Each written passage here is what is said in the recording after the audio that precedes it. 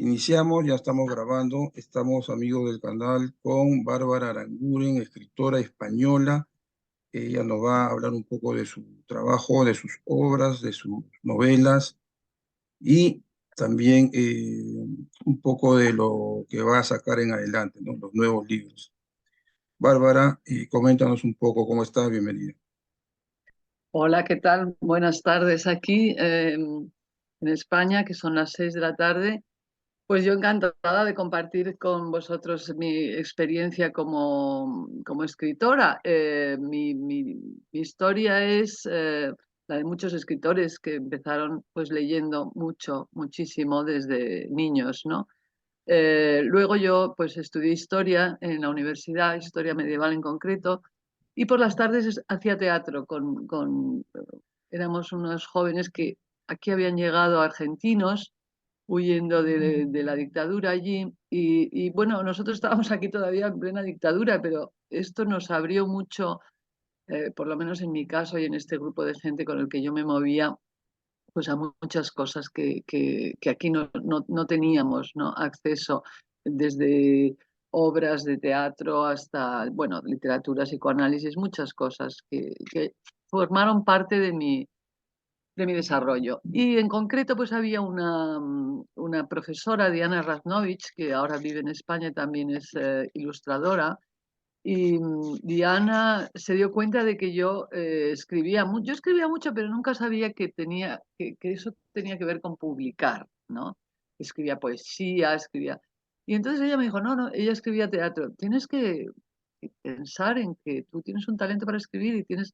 Y a partir de ahí empecé a ir formando historias y ya con... Esto sería pues con 20 y pocos, y ya con 29 ya tenía yo mi primer libro de relatos, que Ujú. se llamaba El beso de la rana, que es este de aquí. Uy, perdona, no, Bajo la sombra de cualquier árbol. Y bueno, eh, después me llamó una editora, bueno, una poeta que tenía que dirigir una colección en esta editorial, y publiqué el segundo, que es El beso de la rana y otros cuentos. Yo tengo 9 libros escritos y la mayoría son eh, relatos, menos 2 novelas que serían esta, El tiempo robado, y, y, y esta, que es sobre una infancia, Detalles con importancia, ¿Cuál que fue la son primera? novelas. ¿Eh? ¿Cuál fue La la primera, primera? esta, El tiempo robado. El tiempo robado trata de un escritor que ha recibido un premio y se va a escribir a un lugar de la costa, ¿no? En pleno invierno. Y ahí descubre un matrimonio holandés y empieza a interactuar con ellos y está fascinado por la historia. Son mayores que él, pero él es pintor y ella... Bueno, le pasa una serie de cosas, ¿no? Y este es un poco la teoría del tiempo robado. Vale el nombre para el tiempo que le roba esta gente de su propia vida, pero el tiempo que él roba su propia vida también, eh, mm, al escribir, ¿no? Digamos que es una novela que, como muchas novelas, hablan sobre lo que es escribir una novela, en este caso, ¿no? Que lo que va escribiendo durante este periodo al final es este texto, ¿no? Pero luego tengo bueno, son unos sketches, se llama Suite del Doctor Aullido, que sería teatro, que yo estoy muy interesada a veces en lo que escribo, en anular la voz narradora, digamos. Y el teatro, leo mucho teatro. El teatro es magnífico porque son los personajes a través de lo que dicen y lo que ocultan los que nos van narrando la historia, ¿no? Y en este caso, pues es un poco surrealista esta historia, pero es así. Y luego, pues nada, lo demás son libros de relatos. También tengo, el último es este, de relatos es este, Maneras de escapar, y el último es este, que son microrelatos, que son microrelatos. Yo tardo mucho en publicar lo que escribo, pero en este caso no. En este caso tenía una urgencia de publicarlo. Son microrelatos que tienen que ver con la pandemia de la COVID-19 y que nos atañen a todos. Es un libro muy caleidoscópico de una sociedad que puede, bueno, no en todas partes ha sucedido de la misma forma, pero en muchas partes sí, ¿no? Esperando las vacunas, el confinamiento, las personas mayores, en fin, muchas cosas, ¿no? Que nos han pasado. Y algunas son historias también que me han pasado a mí en concreto, porque mi padre falleció en el inicio de la pandemia, fue de los primeros, era una persona mayor y estaba afectado un poco de todo y se la llevó en un pisplas, la neumonía de la COVID, que fue una buena muerte, porque la verdad es que él tenía mucho miedo a la muerte, al cómo no sería. Tenía muchos amigos que habían tardado mucho en morirse. A mí me decía, qué difícil es morirse, me estoy dando cuenta. Y bueno, pues él se murió en 2 días y yo me quedé conforme con eso, ¿no? Pero entonces escribí este libro que se llama 19 microrelatos y por el COVID-19 y una posibilidad. La posibilidad está dedicada a mi padre, fue una manera de despedirlo, de estar más tiempo con él, digamos. Aquí hay una foto de mi padre vestido de torero de corto, que se llama, que es no de luces, sino de... una vez que toreó en una corrida que era amigo de un torero, a mi padre le encantaban los toros, las rancheras, era un poco de esa generación. Ah, Y entonces es la historia de los muertos que alguien me mandó un vídeo de una persona de estas que han tenido una experiencia cercana a la muerte y de estos que ven el túnel y tal y que vuelven. Y entonces este señor decía que tenemos varios cuerpos, ¿no? Entonces el cuerpo físico que muere, bueno, hablaba de varias cosas y uno lo llamaba el cuerpo etérico, que es la forma nuestra, digamos, que eso tarda de 3 a 5 días en irse, ¿no? Entonces yo me imaginé una comedia como el cementerio se llenaba de estos cuerpos etéricos, que había una confusión tremenda, pues se moría tanta gente a la vez, con lo cual pasó a ser la parte primera, que es de los vivos, es más, digamos, más triste o más, tiene elementos más dramáticos, y la parte segunda, que es de los muertos, es más cómica, digamos que es una comedia en el cementerio, ¿no? ¿Puedes, Con las cosas que hay. puedes leernos un poquito?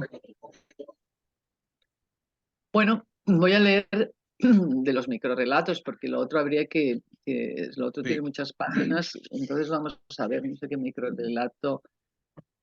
Bueno, por ejemplo, uno que es bastante dramático, y es como un monólogo, se llama A palo seco, y entonces esto está basado en un hecho real, ¿no? No sé cómo pasó allí, pero aquí las residencias de ancianos hubo un mandato de que no había tanto problema de camas en los hospitales que la gente había residencias que de pronto había 70 enfermos de COVID, no eran aceptados en los hospitales, ni siquiera se les iba. Entonces, bueno, fue bastante duro. La verdad es que no se sabía cómo actuar y se actuó mal, ¿no? Ahora hay mucha polémica con esto. Y en este caso, es una primera persona, es una chica joven que dice así. A palo seco se llama. Es cierto que bebí esa noche. Gracias a Dios encontré una botella de ginebra medio llena de la anterior directora en el despacho, encima de la mesa. Empecé a beber después de la escena de la hija en la puerta. Solo le abrí el ventanuco de la parte de arriba. No dejaba de gritarme. Quería entrar y llevarse a su madre de la residencia esa misma noche. Al final cerré del todo y entonces fue cuando bebí el primer trago. Solo deseaba que llegara el día siguiente y apareciera alguien del personal de atención a los ancianos. El gerente de la empresa me animó a aceptar el trabajo, diciéndome que era una oportunidad para mí, siendo tan joven, y me aseguró que todos los residentes estarían dormidos porque les habían dado una dosis alta de somníferos para pasar la noche. La madre de la mujer que chillaba en la puerta seguro que no se los tomó, quizá los escupió. Sé que era su madre porque gritaba, Lauri, Lauri, me ahogo. Y la hija, entre otras cosas, dijo que se llamaba Laura. Laura Estremera, dijo. Entonces llamé al gerente, pero saltaba el buzón de voz. También llamé al 112 y me dijeron que no estaban sacando a ningún enfermo de las residencias de ancianos. La señora seguía llamando a su hija, Lauri, Lauri, y diciendo que se ahogaba. Me senté junto a ella y le agarré la mano. Ya estoy aquí. Soy Lauri, le dije. Fue una noche espantosa. Quería hacerle el boca a boca, pero me daba miedo contagiarme. Había 40 infectados en esa residencia. Yo bebía y le acariciaba la mano, y así pasamos muchas horas hasta que me incliné sobre la cama y me quedé dormida. Me despertaron 2 trabajadores de la residencia a las 7 de la mañana. La mujer había muerto, ahogada. La gerencia del centro me ha interpuesto una demanda penal. Solo quería ayudarla. Aunque no me hubiera bebido toda esa ginebra, no la habría podido salvar. ¿Quién me va a salvar a mí? Ya está. Es un texto que ocupa una página y un poquito más. Los microrrelatos pueden tener desde una línea hasta 3 hojas, digamos, es un poco el canon que se ha establecido. Y en este libro, pues los hay más cortos, generalmente es de una página y media o una página. Me Y, hablaste y bueno, de unos microrrelatos que eran graciosos, cómicos. bueno, cómicos. Digamos que yo tengo en mis libros hay mucha ironía, mucho sentido del humor, pero esta situación a veces no era, o sea, esta situación ha sido muy dramática, yo creo, y por primera vez hemos pasado unos dramas colectivos, digamos, porque nosotros somos generaciones que no hemos vivido guerras, estoy hablando aquí en Europa, tampoco estoy refiriendo a muchos otros sitios donde están desplazadas las tensiones políticas, ¿no? Pero hemos vivido eh, cada uno sus propios dramas, ¿no? Pero aquí ahora, en este tiempo que fue de la pandemia, que parece que se nos olvida todo, pero hubo cosas, no era fácil escribir con humor, digamos, ¿no? Entonces no sé si hay algún... Bueno, hay uno que me divierte, que es sobre sospechoso. Es sobre una noticia que leí de A que ver, había un... Se estaban poniendo detectives para ver si la gente de verdad estaba teletrabajando en casa o se escapaba al gimnasio o hacía así. Entonces, se llama Sospechoso. Y es una conversación entre 2 amigos, ¿no? Hola, Rubén. Hombre, Ricardo, qué sorpresa. ¿Cómo te va, tío? Bien, bien, no me quejo. Por suerte no hemos tenido por ahora ningún susto. ¿Y vosotros qué tal? Nosotros bien también, por ahora. Toca madera. Ana dando las clases online, agobiada, los niños metidos en casa, con clases por ordenador, ya sabes. En fin, y yo teletrabajando. La suerte es que seguimos con trabajo, pero no te creas que es un chollo. Al final son muchas más horas. Tengo que estar disponible todo el tiempo. Un horror.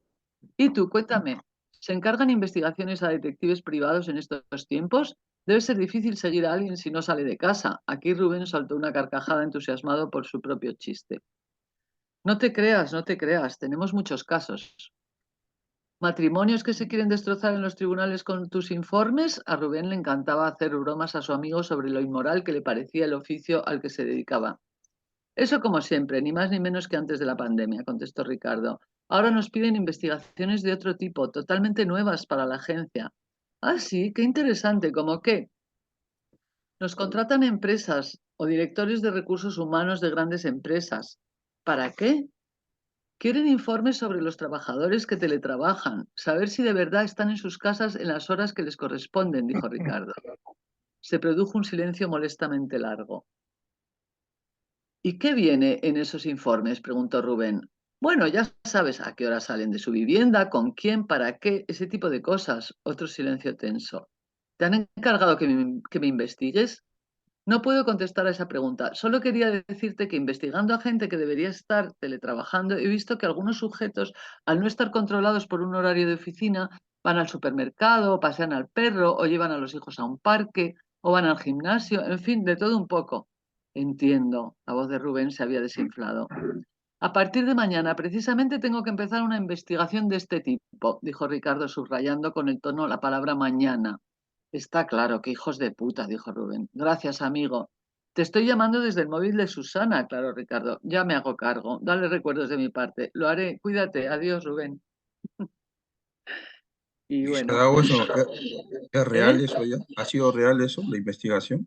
Esto salió en una noticia que a mí me llamó la atención. Salió una noticia en el periódico diciendo eh,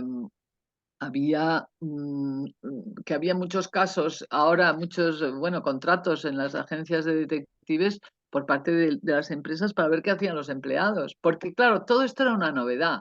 Luego, a partir de la pandemia, pues se ha visto en muchos casos, por ejemplo, mi hijo que vive en Los Ángeles empezaron a teletrabajar y al final siguen teletrabajando. Se votó y las empresas se ahorran dinero de oficinas, de alquiler, de luz, de todo. Y los empleados trabajan más porque en realidad el tiempo del transporte, por ejemplo, pues ya no lo dedican también a trabajar, ¿no? En fin, que la pandemia ha venido para adelantar muchas cosas que ya estaban, pero que nos parecían muy raras, ¿no? Trabajar desde casa era como raro, ¿no? Hasta que fue obligado.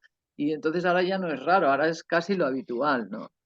Y Ujú. bueno, de todas formas, ahora lo que estoy es corrigiendo un guión que escribí, que es este que se llama A mi edad, y este es un guión para una película. Bueno, hay que escribir, para presentar un proyecto hay que escribir el guión y luego el tratamiento, que es como si dijéramos todo lo que sucede en el guión, pero ya todo seguido, como en prosa, ¿no? Pero sin saltarse ni una secuencia, digamos, pero sin poner secuencia tal, secuencia cual. Y ¿Para qué bueno, película? pues es una película, no sé si se llegará a hacer, es una película que trata sobre una mujer mayor que bueno, su vida es muy, muy, muy triste, está divorciada desde hace mucho tiempo y vive sola y entonces va a un entierro de alguien de su generación y realmente se, se da cuenta que son todos tan de negro, ¡pa! Y se cae en un hoyo de una tumba que está abierta, ¿no? Y entonces la llevan al hospital y realmente esto tiene es un shock en su vida. En el hospital conoce a una peluquera dominicana, Celeste, que le va a cambiar la vida y a partir de ahí pues se desarrolla un cambio en este personaje que le lleva a raptar a su exmarido, que la hija lo ha metido en una residencia porque tiene Alzheimer. Y lo bonito es que el exmarido la ve como si tuvieran 20 años y entonces ella, bueno, ella cambia, se transforma, se convierte en una persona, es divertida. Y bueno, se la quiero enviar a una actriz en concreto, a Victoria Abril, que tiene bisónica. Y bueno, ya veremos. Primero tengo que corregirlo porque está un poco con temas de la pandemia, porque lo escribí el año siguiente y ahora no, ya está un poco lejos la pandemia. Porque la hija tiene un centro de bodas que le han anulado todas las bodas por la pandemia, pero ahora tienen que habérselas anulado por otro, en realidad por un huracán que ha venido y ha roto las instalaciones y entonces está en la ruina. Y bueno, Háblame entonces, sobre tu novela, la última. bueno, sobre no, mis novelas son la última novela sería Detalles con importancia, pero yo soy una escritora de relato breve, realmente tengo como 5 libros de relatos y esta novela la historia de una infancia, está dividida en tres historias que se pueden leer eh, pues separadas. Lo que pasa es que es el desarrollo de la misma persona. En un momento tiene 6 años, en otro momento tiene. Y es todo el miedo a lo que le cuentan las monjas sobre hacer la comunión y el diablo y el infierno. Entonces, como si es muy imaginativa, se imagina que habla con el diablo, todas estas historias. Luego viene la segunda parte que se llama Cherokees, que es cuando tiene pues, entre 11 y 12 años, esa edad en la que los niños juegan a aventuras en los recreos de los colegios y tienen sus primeros, digamos, ¿cómo llamarlo? Sus primeros traiciones afectivas de sus amigos, ¿no? Es el amigo que te deja por la otra amiga y estas pasiones que se despiertan ahí, ¿no?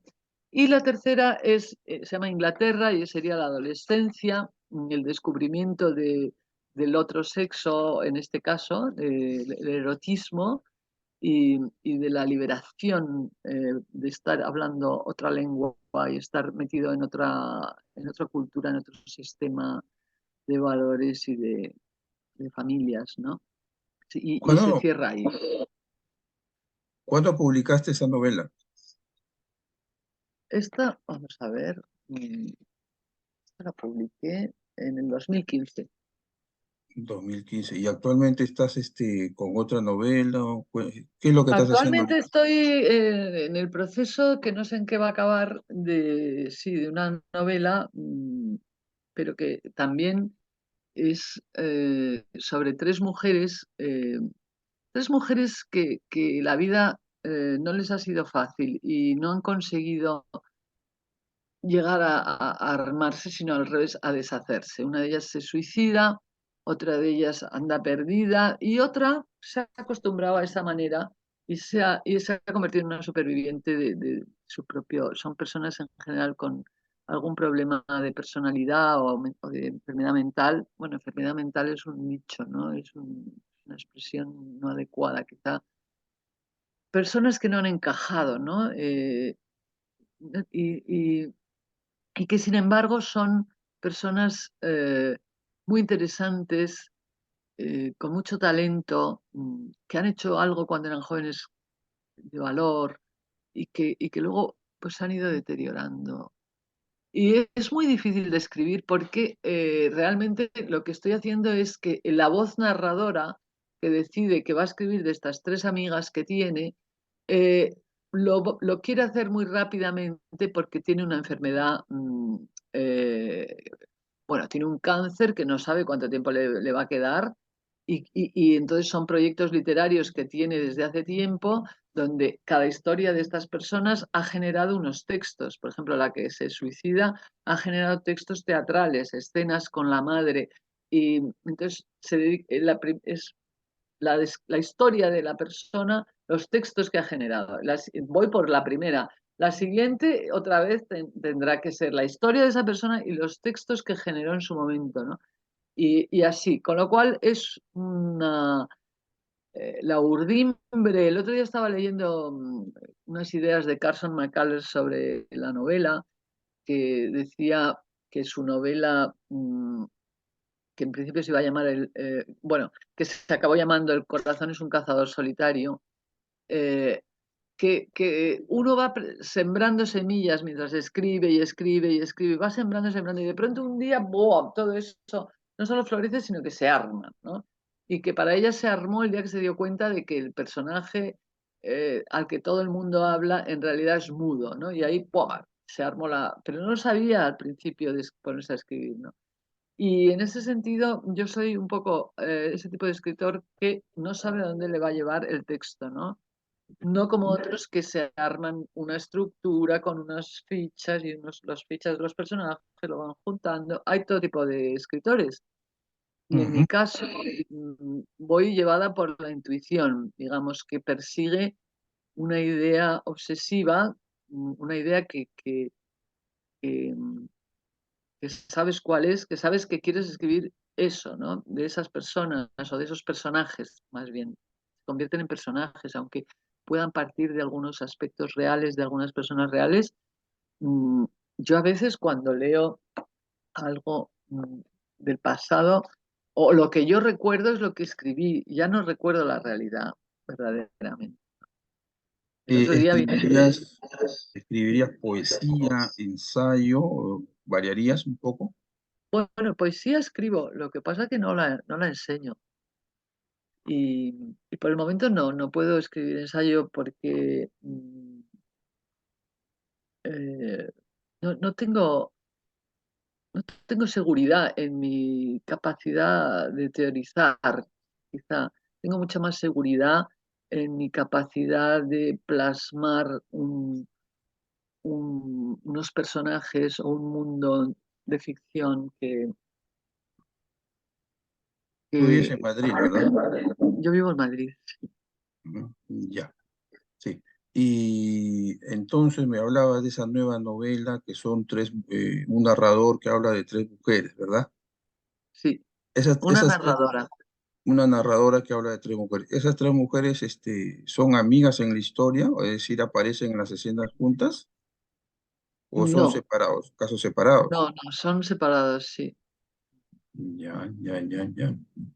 Digamos Y que el personaje que narra es alguien que a lo largo de los años ha ido acumulando, ha ido intentando, una vez ha intentado una obra de teatro fallida sobre un personaje que es una mujer que se intenta suicidar tirándose por un puente y cae de pie y al final se destroza los pies, la tienen que hacer 1000 operaciones, pero no se mata, ¿no? Y a los 16 años vuelve a hacerlo y esta vez sí se mata, ¿no? Y en esos 16 años, como que su personalidad ha cambiado, está muy contenta con su madre.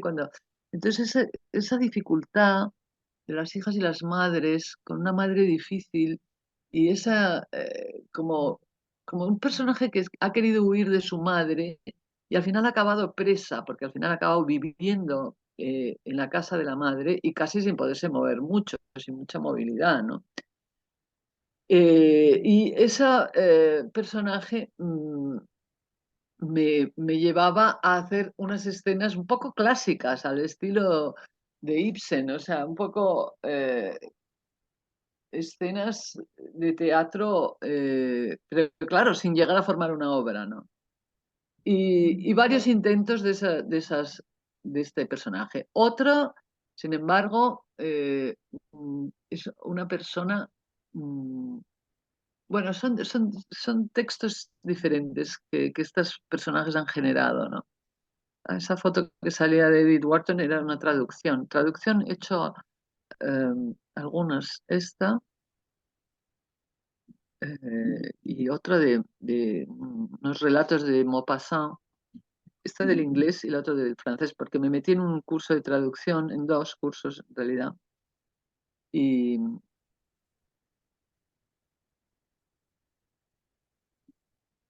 Ya. Eh, ¿Cuántas novelas tienes? ¿Dos o tienes más? novelas tengo una y dos, yo creo que dos. Luego lo que pasa es que tengo, por ejemplo, esto es una nouvelle que se llama Madame Ming y otros relatos. Entonces, Madame Ming ocupa 79 páginas o 70 páginas y las demás historias ya pues son de 20 páginas, digamos. Eh, entonces, yo realmente no me dejo influir por... Cuando un texto se acaba, se acaba, ¿no? Y eso es... a veces yo no necesito más. También es verdad que yo no me he podido dedicar a escribir siempre como ahora puedo, y por eso ahora estoy abordando una novela, porque he tenido que trabajar toda mi vida en otras cosas que no tenían, es decir, no me he ganado la vida con la escritura. Alguna vez, cuando era más joven, he conseguido, precisamente con guiones, pues algún dinero, pero en fin, he tenido un trabajo estable, porque además tenía que mantener a mi hijo en fin, y sacarme adelante, digamos. Y bueno, ahora veo que salen dibujos porque también dibujo, pero vamos, dibujo de vez en cuando dibujo y lo publico en Facebook. ¿Acá dónde estás? Esta foto. En esta foto estoy en la Feria del Libro. Ah, no, no, estoy en la librería Juan Rulfo, que se ve aquí al fondo, con mi amiga Nuria Ruiz de Viñaspre, que es poeta, y es una gran poeta que ha sido editora de poesía también. Y, y bueno, no sé, allí, pero aquí hay muchas presentaciones y vamos unos a las presentaciones de otros, sobre todo las amigas. Aquí está Nuria presentando probablemente un libro suyo. Ella me presentó también un libro a mí. Y aquí estaban, ay, en la foto anterior estaban, ¿ves? Verás, Ana Rossetti, que es la del medio, y esta es Ana Rossetti, y esta es María Antonia Ortega. Y María Antonia Ortega es una gran poeta que a mí me llama Macaranguren, porque dice que soy como Carson McCullers. Y bueno, hizo algún escrito sobre mí que estaba muy bien. Decía, piensa mientras baila, parece que decía en alguna contraportada, no sé dónde lo decía. Ujú. Vamos a En fin, buscar esta foto. va pasando la vida, porque esta María Antonia, mira, el subsuelo, esta María Antonia Ortega es la editora de este segundo libro mío. Ella lo eligió y aquí habla ella sobre mí, y dice: "En su brillante superficie, dentro de lo puramente estilístico, en la airosa regata de sus palabras, se dan todas las gamas de los colores, todas las vetas de las piedras más misteriosas. La curiosidad de Bárbara es de un realismo limpio, entre el realismo mágico en que después del beso la rana se convierte en príncipe y el realismo sucio en que la princesa se convierte en rana". Estos dibujitos son... Sí, Ah, tú dibujas también. sí, dibujo, pero vamos, no hago nada con ello. Ahora me dicen que por qué no hago... Pues la gente cuando publico un dibujo en Facebook me dice: ¡ay, qué bien! Porque a veces he estado tiempo sin subir dibujos. eh, y, por ejemplo, si te vas a... si- mira, aquí está Noni Venegas, que es una poeta argentina que hizo aquí una antología de poetas, y Bárbara Allende es Ucalele, la gran fotógrafa de la movida, que murió este año pasado. Su calel es su apellido. Ucalele, no, Ucalele es su nombre artístico. Es Ah, la gran fotógrafa de todo el movimiento de la movida. Noni Venegas. Y todo este grupo está en Madrid. Bueno, y mucha más gente.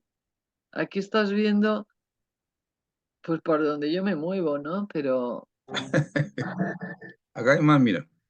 a ver, aquí, ¿esto qué sería? Bárbara. Mira, esta de aquí, este es un poeta, esta de aquí, esa es la editora, y detrás, este es Charo Fierro, y el de detrás de Ucalele es Antonio Huerga y Fierro Editores. Esto es en la embajada y esta es una actriz, Isabel Ordaz, la de que está delante mío. Está ahora mismo en el teatro haciendo una obra muy interesante y es poeta, y Noni Venegas. Y esto fue en un encuentro en la embajada cubana. No sé muy bien qué hicimos allí, hablar. Han conversado. Tuyo. Está bonito, ¿eh? Debería Sí, sacar un librito de dibujos y subirlo a Amazon. sí, En quizá, no sé. Amazon lo compran, en historias Sí. acá. Pero bueno, esto es de Diana Raznovich. Esto no es mío. Ella sí que es una gran ilustradora. Y esto, Pero si te vas a mi Facebook actual, porque esto es de hace mucho tiempo, si te vas ahora a mi página de Facebook, puedes ver algunos dibujos. ¿cuál es tu Facebook actual? A ver, bueno, no sé. ¿De dónde sacas tú todo eso? De tu Eh, Facebook. pues sí, por ejemplo, mi Facebook. Yo voy aquí ¿Este no y es tu Facebook? ese es vestida para, vestida para leer, era pero por ejemplo, mira, aquí hay algo. Este no, no te sale, este dibujo de hace poco, más para abajo. Bárbara, ¿cómo se llama la página? Yo no sé cómo se llama, a ver. Ahí está el nombre. Bárbara Aranguren. Bárbara Aranguren. Bárbara Aranguren. Pero este es, Sí, ¿la tienes ahí? Es esa. Ahora vas bajando, la tienes. Yo la veo aquí en la pantalla ahora mismo. No, si ya la tienes. Mira, yo tengo lo mismo que tú con ese dibujito de vestida para leer. Y ahora sí bajas es, para abajo, baja para abajo, baja y sale, a ver, baja, baja. Esto es una cosa que publica hoy. Esto es una cosa que salió ayer que no me gustó nada. Esto es un amigo. Y ahora, baja un poco. Esto, ¿ves? Eso es un tipo de dibujo que, que la gente me comenta que les gusta mucho. Pero bueno, el asunto de dibujar. está bonito tu dibujo.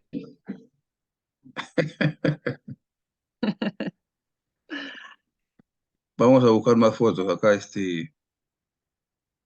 acá tenemos. Uy, Este es mi hijo, este es un cartel de una película donde mi hijo hace la música. Mi hijo es compositor de banda sonora y este es un corto de Fernando Manso que todo sucede bajo el agua, es como un tremendo parto. Y Ujú. entonces, claro, como no habla nadie, el personaje, la música es capital, claro. Y está nominado a varios premios y bueno, por eso Fernando está. Manso es escritor, Fernando Manso es el director de esta película y su padre, que se llama igual, es un gran fotógrafo. pero él ha escrito en la película. Él la ha escrito y la ha dirigido, la ha realizado. Es que hacer una película conlleva Dinero, muchos ¿no? aspectos, digamos, ¿no? Sí. Acá está otra imagen, está bonito. Sí. Un gato. Este es un poeta. Este es el tipo de dibujo mío más habitual. Son como unos seres muy pequeñajos Hay otro que, lado de eso. sí, que se hacen preguntas muy, muy trascendentales, siendo muy, muy inocentes en apariencia, filosofan, digamos, ¿no? Y actualmente, ¿qué estás haciendo aparte de escribir novelas o escribir? Bueno, ya te he contado, estoy corrigiendo todo este guión porque necesito Ah, quitarle la pandemia de encima. Mira, aquí está mi marido, que es Enrique Galán, que es psicoanalista junguiano, este de la izquierda, este. María ya. Bach, que es una mexicana de 80 y pico de años, que es una gran junguiana formada en Zúrich. Esto es todo gente del mundo teórico de Jung, de Carl Gustav Jung. La mexicana está buena. Bueno, lo curioso es que yo a mi marido lo conocí a través de un texto que escribí sobre un psicoanalista junguiano y luego apareció. Esta es la editorial de María Bach Ahí y este está. es Enrique hablando sobre... esta es una escritora americana. Esto es otra conversación sobre Jung que asistí. Estas son poetas. La de la izquierda, la del medio no sé quién es. Esther Montañola. La otra es Eva Yerno, que es pintora y poeta y editora. Hay mucho movimiento, pero realmente esta es otra vez Nuria, pero no hay, o sea, no se gana dinero con esto, con escribir. Sí, bueno. Hay un premio bueno, creo que se llama, a ver, este premio de Cátedra Vargas Llosa, $100.000 están dando. Ya, bueno, pero esos premios yo no sé, la verdad. Bueno, no sé, tampoco he tenido yo tiempo de meterme mucho El en... premio es Ahora, grande. ahora además se lleva un tipo de escritora, todo este boom literario que hay con escritoras latinoamericanas, precisamente góticas, que escriben Mm, cosas que dan miedo, ¿no? Y esta se va a llegar, ¿no? Esta es una poeta, María Cinta Montagut, que fui a una presentación de su libro.